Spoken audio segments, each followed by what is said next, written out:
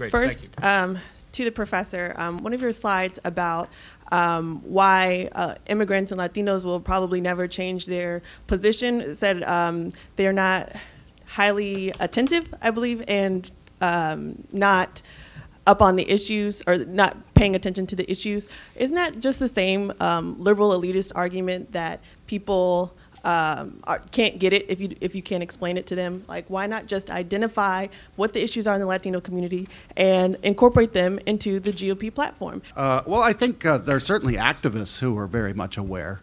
There are activists in the Hispanic community, the Latino community, who are aware. But I guess I would sympathize or agree with some of the remarks that other panelists have made about Hispanics, immigrants, Latinos being the same as everyone else. I think this is the point that Mark Krikorian made.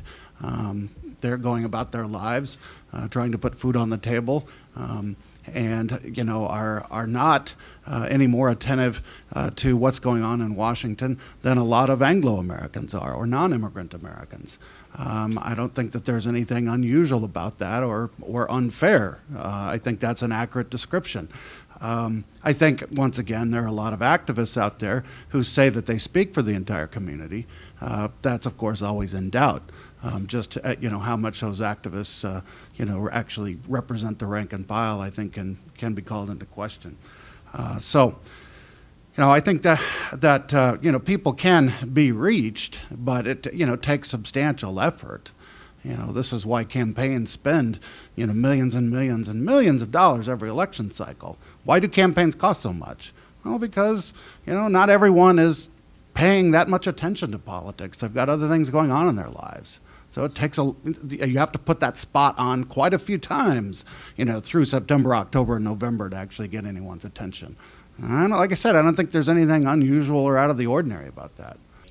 This question is for Mr. Krikorian. Yes. There's a flyer outside from your website that talks about the role of immigration and greenhouse gases. It seems that your think tank supports the idea that mankind somehow causes global warming and that immigrants have a lot to do with that. Why does your group, which claims to be conservative, pander to radical environmentalists? And can you clarify very briefly your group's relationship to one of its founders, John Tanton, who is a radical population control advocate who worked closely with Planned Parenthood, zero population growth, and wrote favorably about China's one-child policy? Thank you very much. I've never beaten my wife either.